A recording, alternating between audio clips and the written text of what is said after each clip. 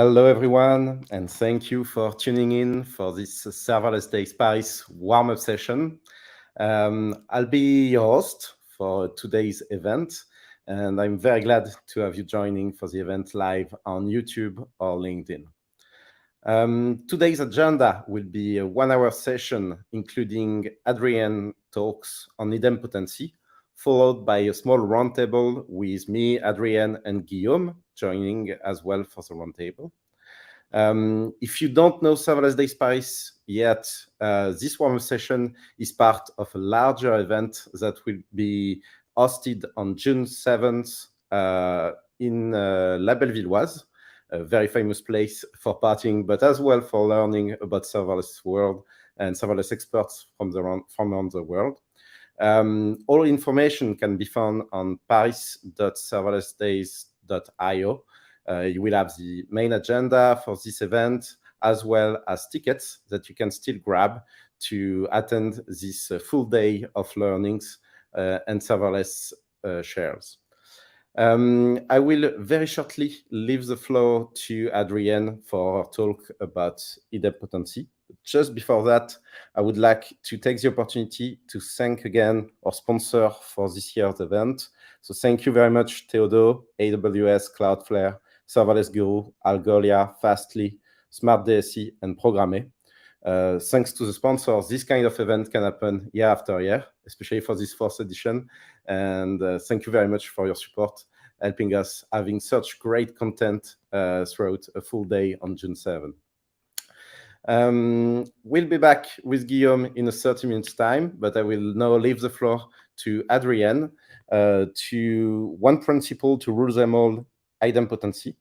I'm sure we'll learn a lot since Adrienne is a Filipino software engineer, a keynote speaker. She published and authors a book, Coding for Kids, and she will share with you all you need to do today to make sure your serverless apps are idempotent. Adrienne, the floor is yours. Thank you, Frédéric. Hello, everyone. I am so excited to be here. Hopefully next time I'll actually be in Paris, but I am happy to be here otherwise. And so let's get straight into it. We're going to talk about idempotency, however you want to say it. And this all started, as most of my talks do, with some discussions with my husband. We are both programmers. He works for Amazon, I work for Cisco, and we get into a lot of very interesting conversations. And one of those conversations started along the lines of transactions per second. You know, how do you scale a system? How do you design a system? And really, what are the best practices around the type of system that you're building? And so when you're working with that type of system where the scale of transactions are around hundreds of thousands per second, that got us talking about the next thing, which is idempotency. So idempotency is the one characteristic and way of writing code that is so important. Even if you are not dealing with that kind of scale, even if you don't have to deal with hundreds of thousands of transactions per second, it's still a very, very important characteristic to know. And especially if you're working with serverless, so aka distributed systems, you really need to understand idempotency, be deeply intertwined with it, and understand how to integrate it into your applications so that you can reap the full benefits of this type of solution. So very quickly, this agenda, we're going to go to Idempo-what. We're going to get very clear on the definition of what idempotency actually means. Then we're going to talk about why serverless architecture and idempotency go hand in hand. Then we're going to talk about safe retries in the context of an example. We'll actually go through and step by step see what the difference is between a request that does have idempotency built in versus one that does not, and see why that matters. And then finally, I'll share some tools and libraries with you that help you achieve idempotency into your own applications. So, Idempo-what? You may have heard this word before. People get into debates about, it's pronounced idempotency, whatever. What we're going to get clear now is that idempotency itself, even I'm stuttering, idempotency itself is actually not a word. If you look it up in any dictionary and even Merriam-Webster, this word, as it is spelled, as we use it in the tech industry today, is not, it doesn't exist. Where it actually does come from is from the word idempotent. And if we do continue along with Merriam-Webster's definition, this definition says it is relating to or being of a mathematical quantity which, when applied to itself under a given binary operation, equals itself. So that is a wonderful, very technical definition, but for our purposes, and in the great words of Kevin from the American Office, why waste time say lot word when few words do trick? So I found a different definition, one that I think maps to what I want to talk about in this talk, and is that idempotent is unchanged when multiplied by itself. And this also closely ties to the mathematical understanding of idempotency, or being idempotent.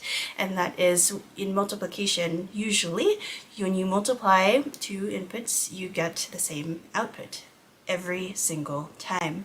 And so taking that now and now bringing it back to the tech definition of idempotency, this word that we've really co-opted or pre-opted from here, what we really mean when we say idempotency is that it is a characteristic that ensures when running an operation over and over and given the same input, so when something's multiplied by itself, if we were to map to that other definition, then that same output is achieved every single time. It is unchanged.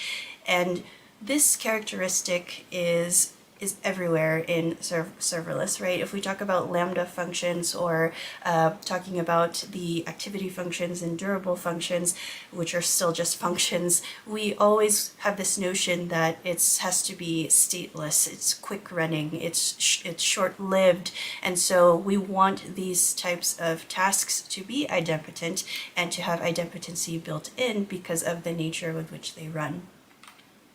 So idempotency, right? We're clear now on this definition with what this word means. Maybe you never actually heard the definition before, but you've heard the word. And so now you're probably thinking, well, that's great, Adrienne. What does idempotency have to do with good serverless architecture? And to that, I'll be one of those people that answers a question with another question. And I will say, hey, have you heard about the 7 design principles of well-architected applications? I feel this audience may, because this is Serverless Days Paris, but we're going to go through it very quickly because it is important to the rest of this talk.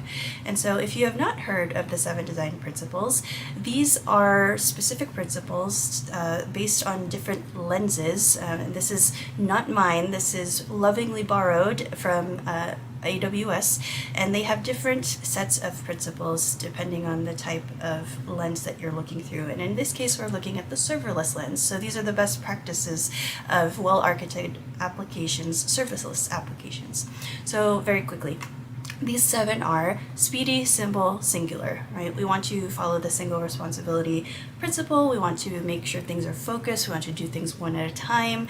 We want to minimize execution time. Share nothing. So unless you're using a specific library that does this, you want to, again, assume that your functions are stateless. You want to know and really understand that every time you start a new execution, you have to explicitly state and load what you need every single time. You want to assume no hardware affinity. So there's a reason that you chose not to deal with hardware. And so along with those reasons, you want to make sure that you're not using code or any dependencies that are not hardware agnostic. You want to use events to trigger transactions. So this means just getting more comfortable with asynchronous operations. People don't really need to wait for everything that happens in your system, and so that is an opportunity to design it that way. Take advantage of asynchronous operations as much as you can and when it is appropriate. You also want to think of concurrent requests rather than total requests. So I hear a lot with developers of wanting to minimize the number of total requests, but really you're really not taking advantage of the cloud provider's ability to scale. And in order for you to scale, usually that means scaling horizontally. So when you are scaling in this way, it is better to think about how can I make concurrent requests a thing rather than minimizing the total number of requests? How can I parallelize all of the work that I'm trying to do to actually take advantage of this? So instead of thinking of how can I make the fewest number of requests, though that's still warranted, in this particular set of principles, we want to think about the concurrent number of requests that we can run. You want to orchestrate your application with state machines and not functions. So this is something that is an important thing to keep in mind, because just because you can doesn't mean that you should. And this really refers to those applications who kind of, take functions and invoke other functions from them. When you are dealing with some sort of orchestration like this, or a more complex workflow where you need to do this, you want to think about things like step functions or durable functions, where that is the built purpose for it, rather than just using some base functions to do this kind of stuff. And then finally, out of all of the 7 design principles, all of these are really, really important, and they are all affected in some way by idempotency. But the one that is most important, the one that is absolutely impossible without it, is this last one, and that is designing for failures and duplicates. So Werner Vogels himself said everything fails all the time, right? That we know this as a fact. We know that this is going to occur. Failures are always something that is going to happen. And so acknowledging that, accepting that, knowing failures are going to occur, we now have to take that into account when we are building our applications. So what does that actually mean? So because we know failures are going to happen, because we know we can never completely get rid of any and all failures, we need to think about 3 key things. Failures are usually going to lead to retries. So sometimes the edgiest of edge cases, sometimes the most random, weird things that happen are solved by just rerunning the thing. Have you tried turning it on and off again? That is so ingrained into pop culture, and even now, just turning something on and off, doing something over again, rerunning a function. There's nothing wrong with this solution because it works. And sometimes when this happens, or not sometimes, but the fact that this happens so often and that it is a valid solution has actually brought a lot of SDKs to build that in. So there's a lot of default retry behavior that is part of a lot of SDKs, because we know that failures are going to happen and that retries are one of the first things that you should be trying when trying to solve a problem. So this goes down to an even wider rabbit hole, right, with things that you can configure about the retry. So there's things like exponential backoff with, waiting a little bit every time you do retry so that you're not bombarding the server with all of these requests, or jitter rates, or all these other types of ways that you can retry smartly, but that's another talk. So just know that failures lead to retries, a very valid solution in trying to overcome or solve a failure. And now, knowing that retries are a valid solution, knowing that retries are something we're likely going to try, implementing retries means that duplicates can and will occur. So just like we are accepting and acknowledging the fact that failure is going to happen, we need to accept and acknowledge the fact that duplicates are going to happen when we retry things. So we are explicitly telling our code to do something again. We're asking it to try again. We're asking it to reinvoke an event or send another request. We are the ones that are responsible for introducing these duplicates into our system. And so depending on how many times that we configure it, we can do this a reasonable amount of times, all the way up to an infinite amount of times, but we don't want to do that. So knowing that we are responsible for these duplicates means that if they are going to exist, then idempotency is the key to mitigating some side effects that can occur. So side effects. What are side effects? What does this mean in the context of idempotency? This is where we get into the example that I have, because I think it's clearer to see the difference between an idempotent request and one that is not idempotent.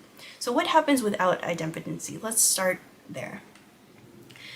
And again, we'll start with another story between my husband and I, because this is where all of these conversations happen, but it's great.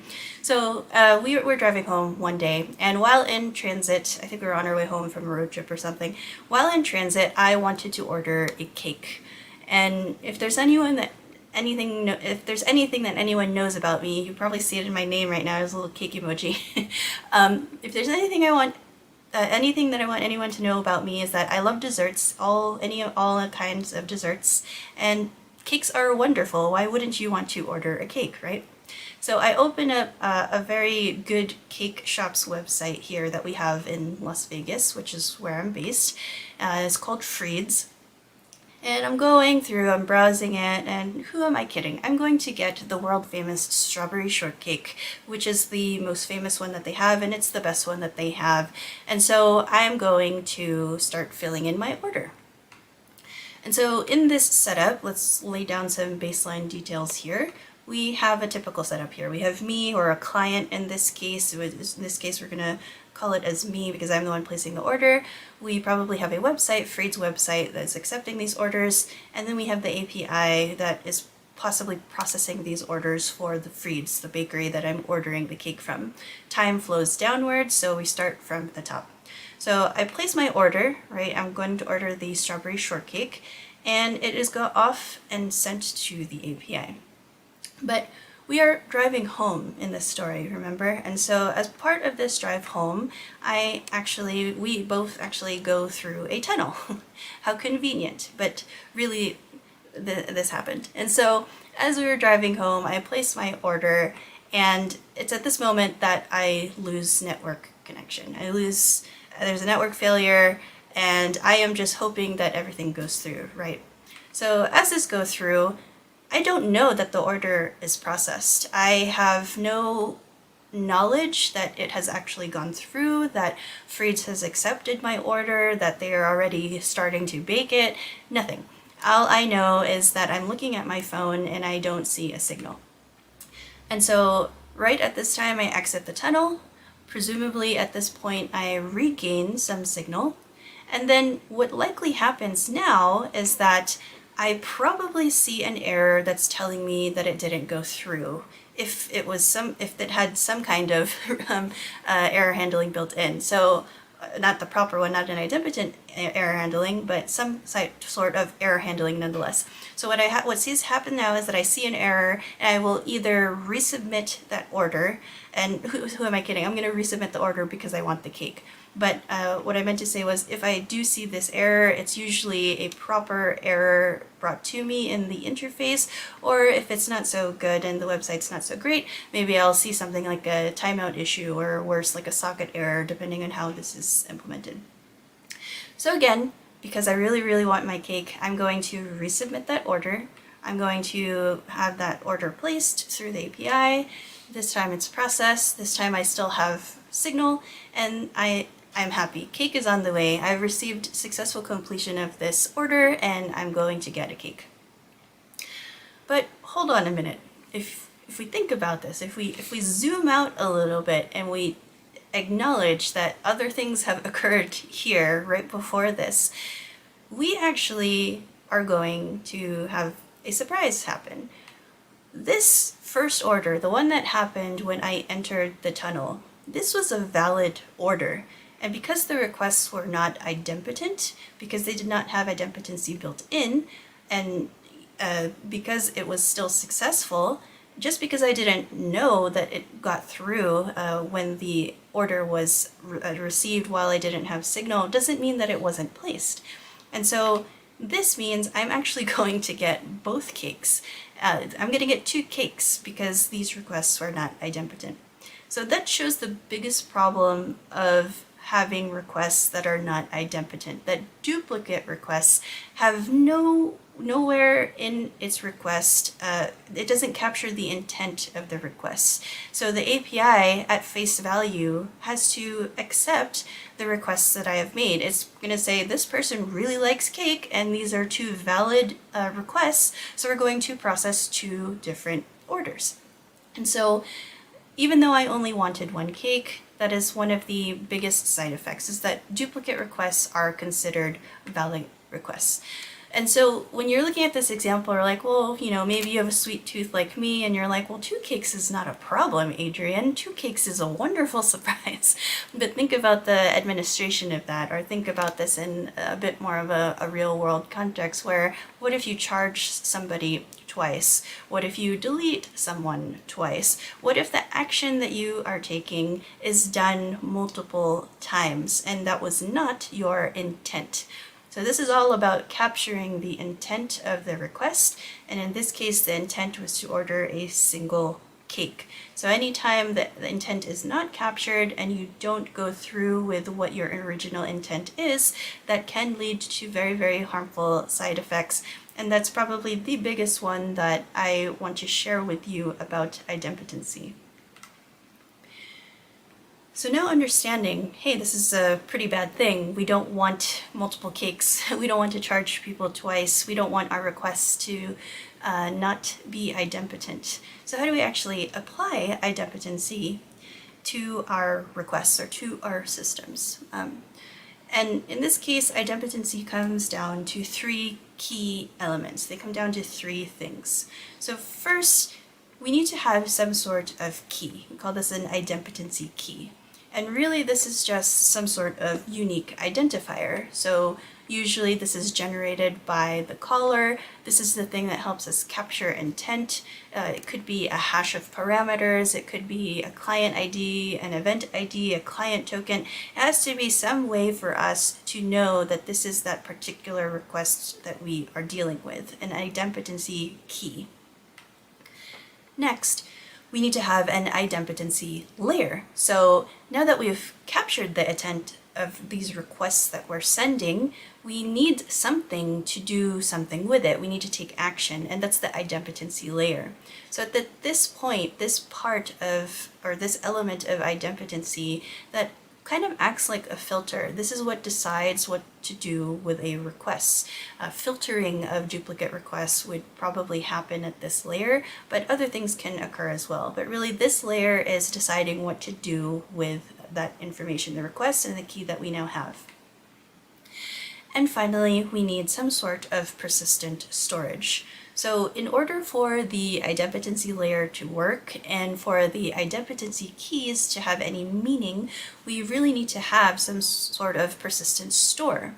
And what's stored here is usually an append-only log of the current state of things. So the persistent storage part of idempotency is what stores our state. It's the source of truth for our idempotency keys, and it's even here because it's an append-only state, or an append-only log rather, where we can even build in something like a list of checkpoints for retrying something. So in durable functions, for example, this would be the Azure storage table that's usually tied where the orchestrator function communicates with, goes back and forth, and where all of the tasks are stored. So anytime something may fail in the middle of a process, it goes back to this table and says, hey, have I completed this task already? It checks the ID and says, oh, I do have a result here, or oh, I don't have a result here, and knows this. It's at this point that it can retry the process.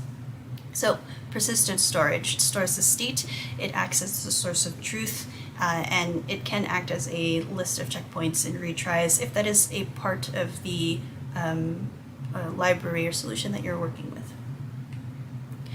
So having these 3 elements now, let's go back to our initial example and let's now build some idempotency into our request. Let's now see the difference between an idempotent request and one that is not. So in our example, we do have me again, right? We are the application, or my cell phone, a client. We need something to generate a unique identifier. And so in this case, we're going to do that when I send the request.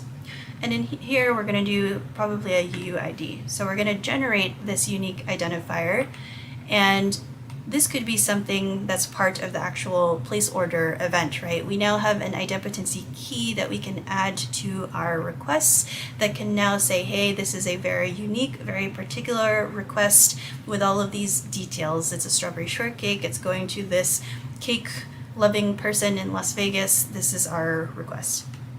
And so now we can place our order.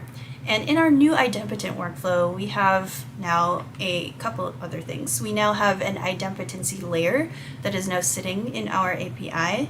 And we also have a persistent store because we need to keep track of our state, as we've learned in the elements of idempotency. So now, instead of directly processing the order like we did in our past example, what we do now is we actually go and check our persistent store to see if the idempotency key from the event that we've just received already exists. So if there's nothing found, then at this point we can safely go through with the rest of the order, right? We can run this handler, we can send the rest of the details off, maybe some other things happen at Fried's bakery, but because we have found nothing, we can assure that this request has not been seen before. Once this has finished, we now have to keep track of that, right? So we set the idempotency key and the handler result into our persistent store.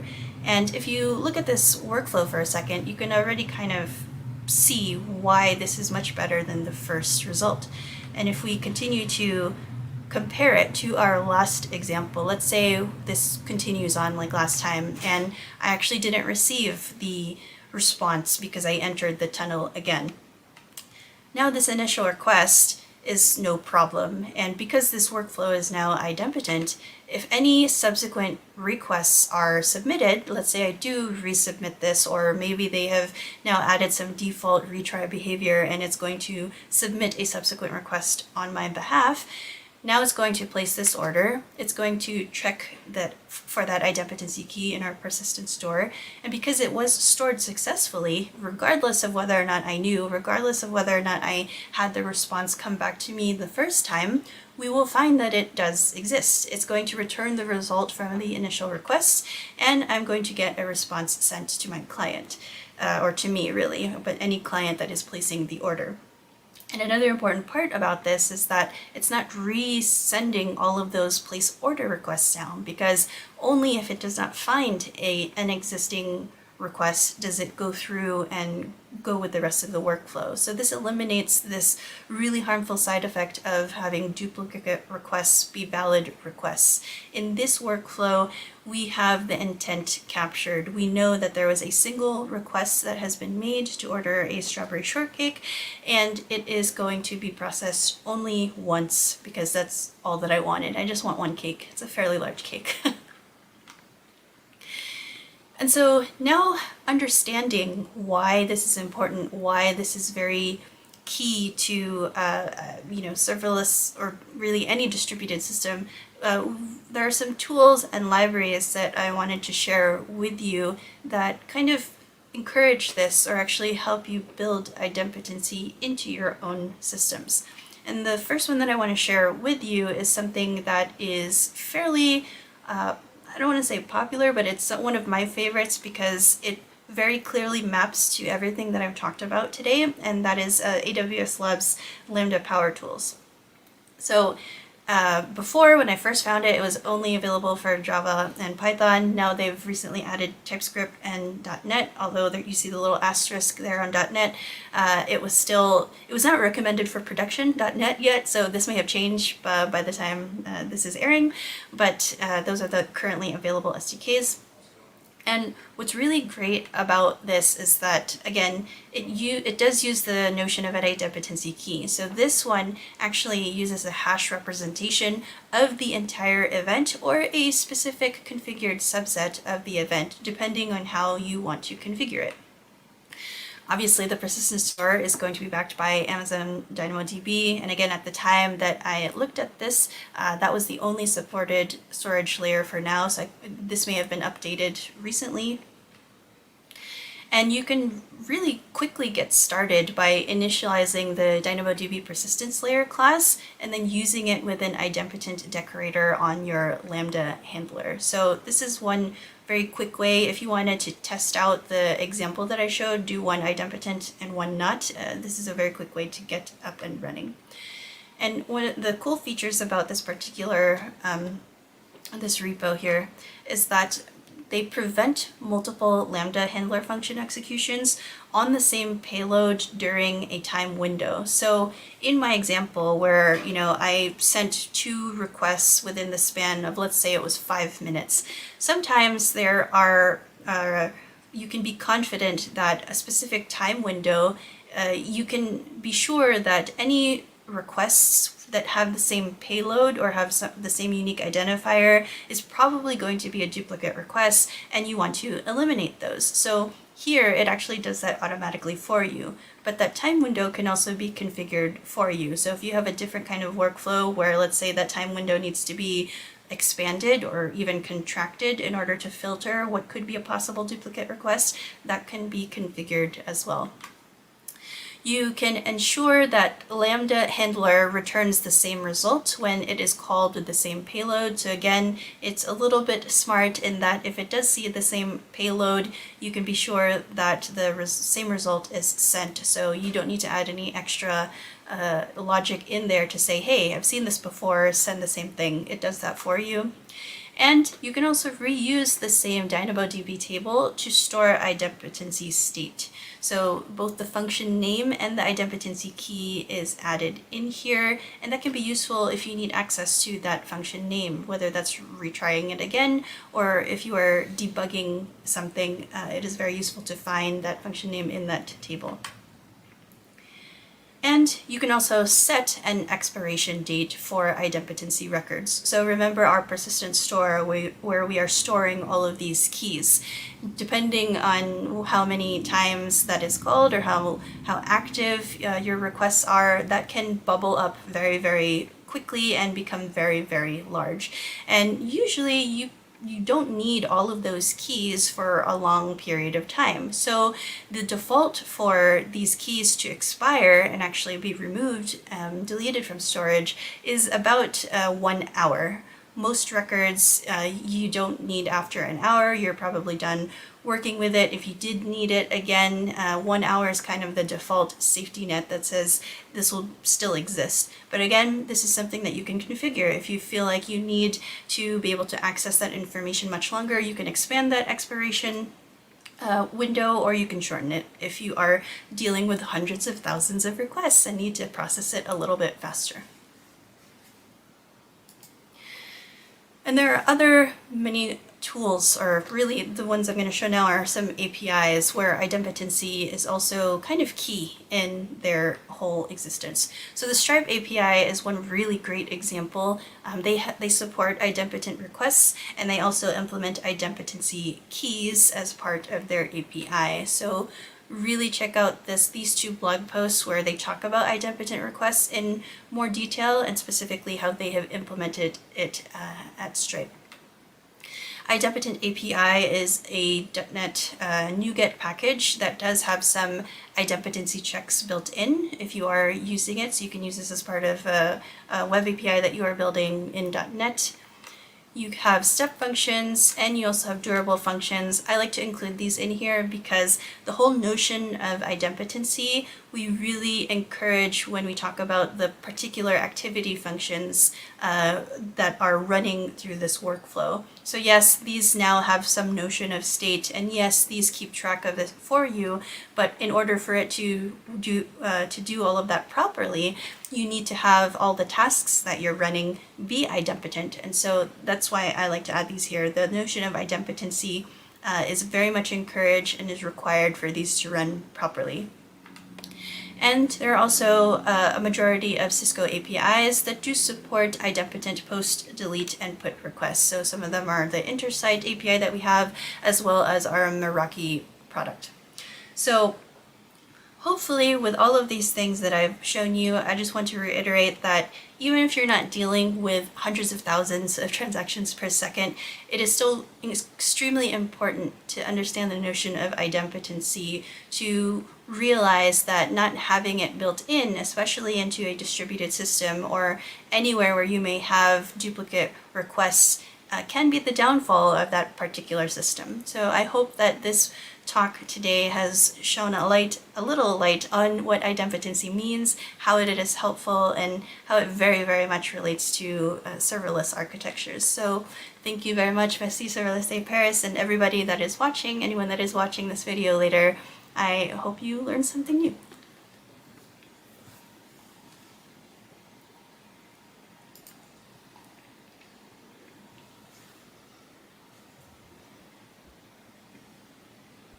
I forgot to turn on my mic.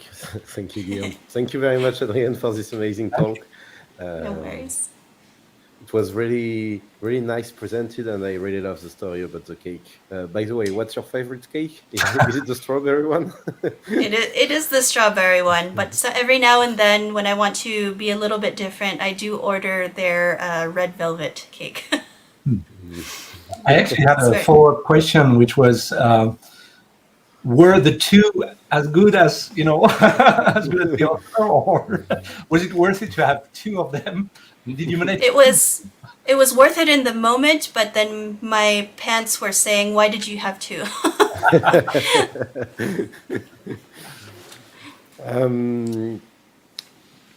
This seemed like a lot of nice tips for a team that wants to start developing an e-commerce website or any product that really to make sure that people's intent is correctly translated into a single order when only one is requested. But usually when some small technical team start working on a new product, people tend to focus only on the happy path, which represents 80 or maybe 90% of what's really going to happen on the system, if you're lucky, and don't take the effort to go one step further and plan for retries and failures. What could you say to motivate them to actually use tools, and how much overwork does it actually implies to put everything in place to make sure that those non-happy paths can happen happily for small teams, for starting teams?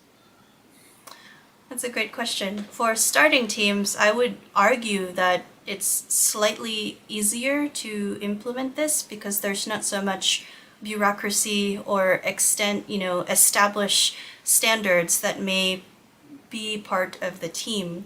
So, first watch my talk to see why that's important. And then second, really, even if you just go through and test your happy paths, even if you go through these manually or run these in an automated fashion, you yourself in the developer experience might get annoyed at having to run these multiple times, even if it's just in a testing state. So even if it's out of the selfishness of wanting to be a better developer, faster developer, and get your work done faster, find those edge cases faster, figure out what are the most common errors that you do need to handle if you don't want to be diligent and address or accommodate all potential errors, even though that's the thing you should do. If you want to start out with that, I think that should be a very good motivation, because let's face it, we want to be ideal developers, right? We want to have every particular error happen, and sometimes the teams that you're on or the product that you're working with, sometimes you have no choice. If you are working with that scale or even some semblance of that scale, anything more than, I would argue, a few hundred requests per second, you're going to need to have this built in. You're going to start seeing those edge cases. You're going to start seeing those weird bugs, and only through making your requests idempotent will you start to find that those issues are going to be resolved. So that's my advice and push for smaller teams, at least, is to take care of it early on, and it will save you a lot of headache later on. I hope the smaller teams won't remember that not dealing with idempotency means having twice as much cake, because otherwise, I feel like I need to update that, or at least show a different example, because I hear the same thing all the time. It's like, what's wrong with cake? Or why 2 cakes are wonderful? I said, well, let's say you're paying for it. Do you want to be charged for 2 cakes when you wanted 1? But yes, the notion of 2 is, even if it's cake, if it's not the original intent that you had, that should be remembered as something that is not what we wanted, not okay. Speaking of intent, I would say that designing the correct key for the idempotency key is crucial, because otherwise you could actually prevent somebody from ordering 2 cakes. Or what are the small tips or the known mistakes in doing wrong key, idempotency key? Have you seen any, or do you want to share something on that? That's another good question. Yes, so in the example I gave, obviously to show the workflow, we only used a user ID, right? We generated a UUID, and really that is only uniquely identifying who is placing the request, not even the person, right? Just the client that is making the request. And in the tool that I shared, or the AWS Labs library, what they do is you can hash either the whole event, which gives you a higher cardinality. You'll more likely have a more unique identifier by using all of the items as part of the event, or because that can get very large depending on how many parameters and what things you're sending with the request, you can only use a subset of that. So I would argue in this particular example with the cake, maybe a combination of the user and the order, the actual cake identifier of what is being placed in conjunction with each other, hashed as a key, that would make a good key. So again, it depends on the request, but I think to have general rules, if you do have a large body that you are sending, it would be a good idea to pick the most important pieces that you would want to hash as a key. And if you have the ability to have a larger key, then I would argue to hash a larger representation of the event to store, so that, you know, when you get into that scale and you have many more requests where clashing or duplicates are a higher chance, a higher likelihood, then you lower that likelihood by having a more unique key. And it's certainly quite business dependent, in the sense that, yeah, an order, that's the whole order maybe that matters. If it's just a chat message, it's just the chat message and not the whole session, I guess. So, excellent. Yes, exactly. Mm-hmm. And I was wondering, if I may go ahead, Guillaume. as well. Sure.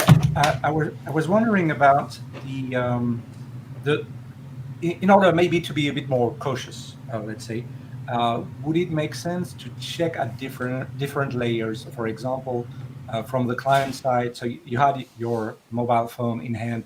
It was, let's say, a web application that was working locally with the local JavaScript, etc. Perhaps the application could have had a check locally in case of, we lost the connection. So maybe we would have to double check before resubmitting it, rather than having the check just on the backend API side. So would it make sense to have it on both client side and backend side, or do you just advise doing it just on one place? Like, the backend is really the gold standard of everything. I would say both. It depends, but usually both. So yes, in this example, it was very back end heavy because we were dealing with the notion of a distributed system. Now, in a more robust system, yes, ideally the client, Freed's website, would have had its own kind of installation on the client. Maybe it had a local store that said, hey, this is the order that was sent off into the nether, and we have a record of that. We had all of the details. So a more proper implementation would have something locally that, when connection was restored, could check that either that's a local cache, local store that says, hey, did this go through? So instead of showing either a connection timeout error or a socket error, or just not handling it in that sense, then yes, it would be ideal to have something local to check first, and even then have the retry behavior use that to its advantage to say, hey, did we actually capture it? Oh, we actually have it. Okay, let's take care of that for the user, because this is where we last left off. And so having all of that information stored before the connection was lost would be very helpful. So yes, I would say usually having both checks, just like any checks, right? You can't rely on just client-side checks. You usually can't rely on just server-side checks. It's always better to have both when it makes sense. Okay, yeah, that makes sense. Would you let the end user know that there were actually duplicate requests, or should it be completely transparent for the user to get order complete results and not knowing that his order was actually deduplicated by the front end or by the back end? I think that's something that is debated. I personally would say it should be transparent to the user, because why introduce the notion or logic of your application? The user doesn't care, right? They just want a cake. They want to know that their transaction was completed correctly and that it went through or it did not, and then they can take action on that. So if you are taking care of it yourself, or the application is doing it for it, and it's, you know, very smart, has error handling, it has retry behavior, it had that local store, and it just was able to successfully process that request, I think the user does not need to know all of that. Now, if it's halfway through, let's say it did not have that information, or there, like in our case, there was no store, there was nothing for the application to be able to retry on its own, then yes, we told the user, right? Sorry, this request was not placed, even though in this request it was improper because it was not idempotent. So it's still giving the user the information at the time that they need to continue on with the transaction. So if it were handled, I think it doesn't need to know, hey, we just made another request for you. But again, it depends. It depends. A lot of serverless services, I'm thinking out of the top of my head, API Gateway, but SNS has the same as well, or Step Function has the same. Both have an added request ID and trace ID added to the event that actually triggers the Lambda function or any other FAS from any other cloud service provider. Would you rely on those to actually implement idempotency, or would you say, no, just you know better your business than these generic services, it's better for you to implement your own idempotency key based on the actual parameter of the payload that you want to select?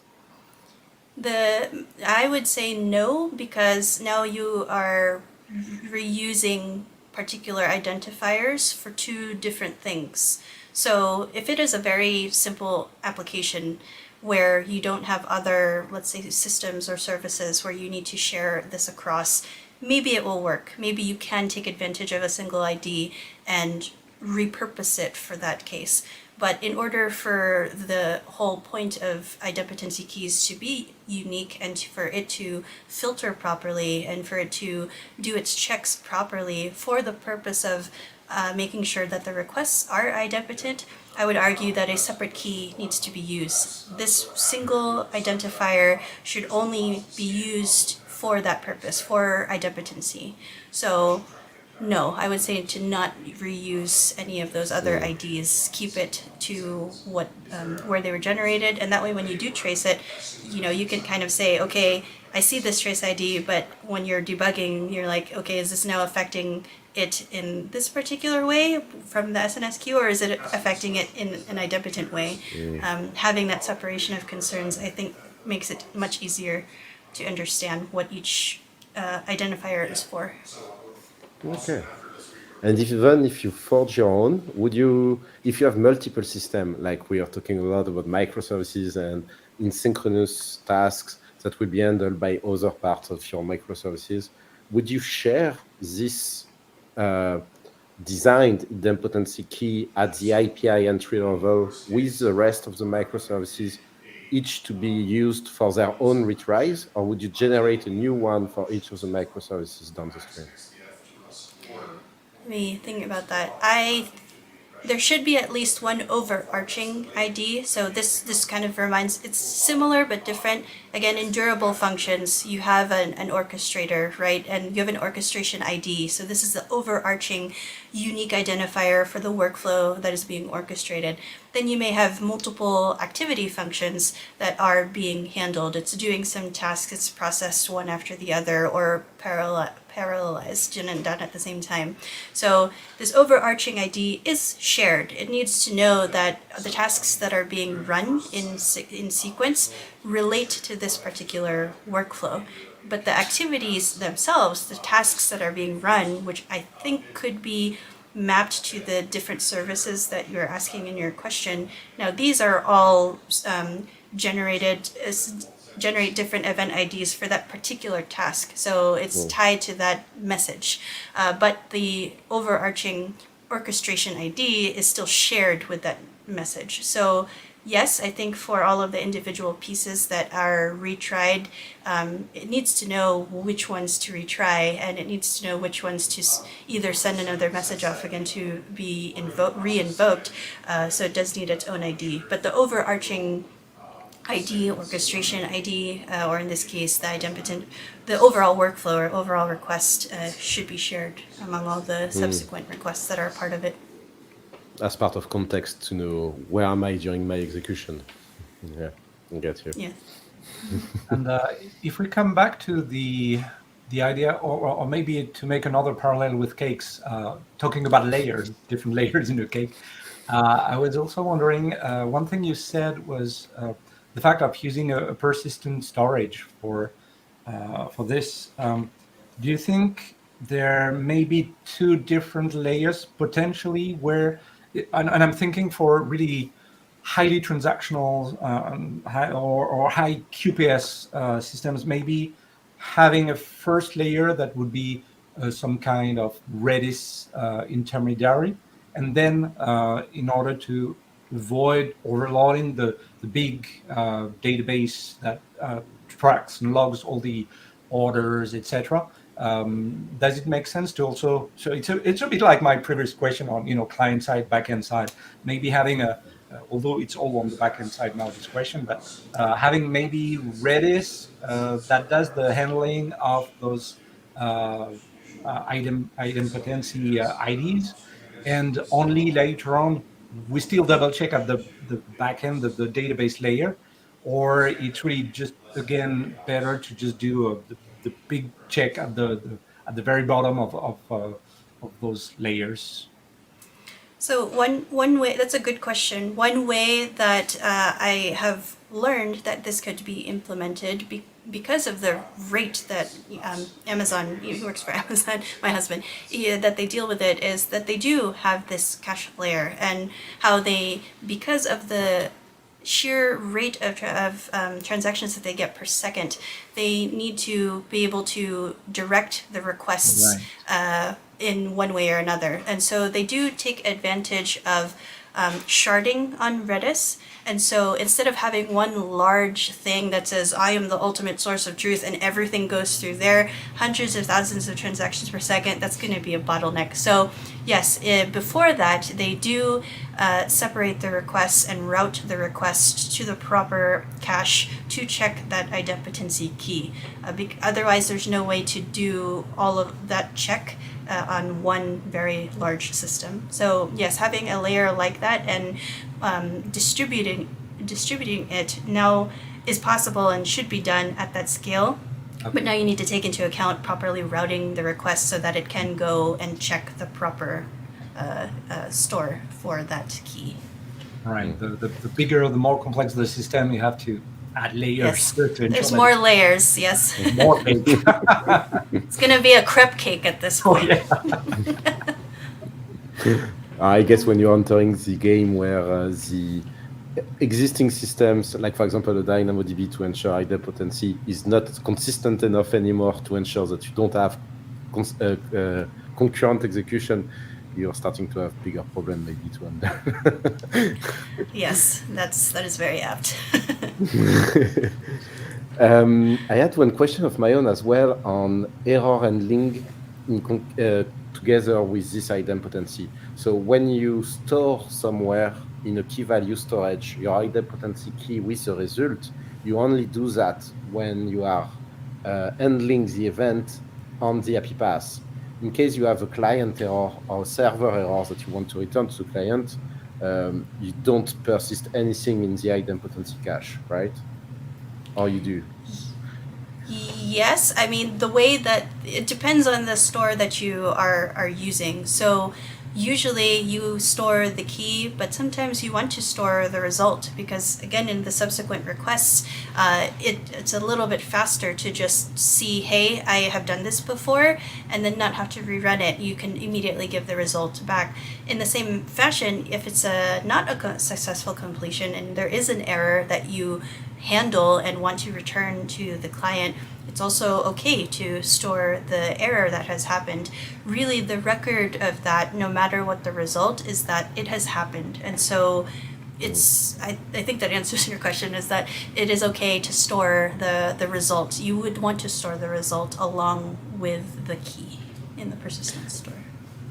And we had a discussion earlier about letting the end user know that this is a duplicated request. Would you let intermediate system know that this is a result from a deduplicated request by some kind of added key on the result saying, I fetched this from the idempotency store. I did not reprocess your request because there were already some results available for this particular idempotency key?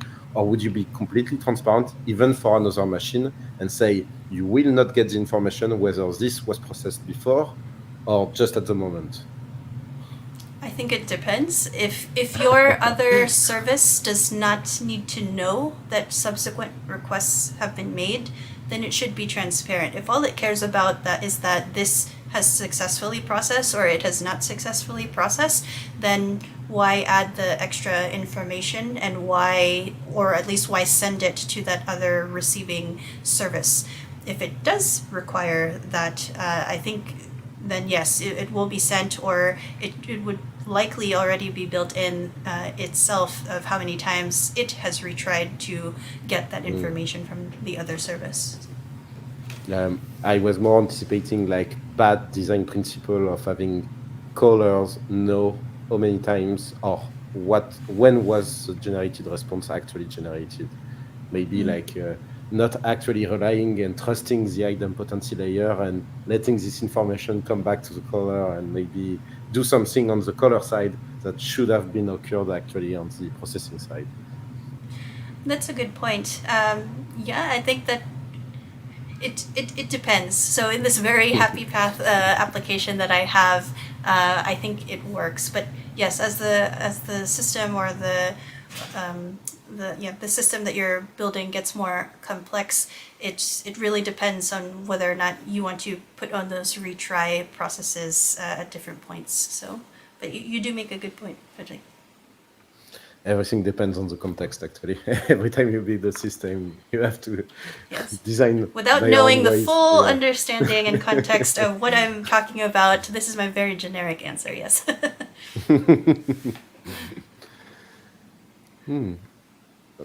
If you don't have any other questions in store as well, Guillaume, I think that will be it for today.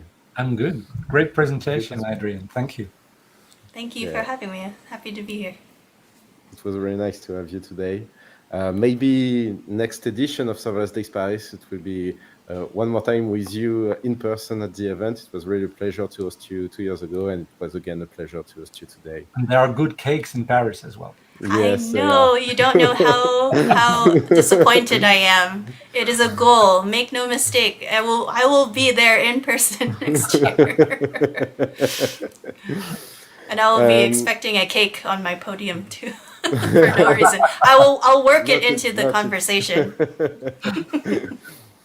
Thank you very much as well, Guillaume, for joining us tonight and being part of this roundtable discussion. It was really an amazing discussion.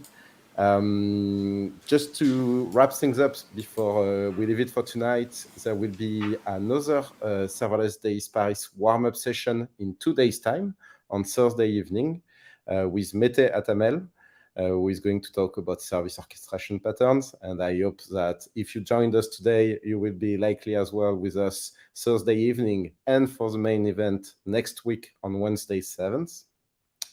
I would like to thank you again, Adrienne and Guillaume, for your time today with us, and see you again, all of you, very soon, I hope. Have a nice night. Bye-bye. Bye.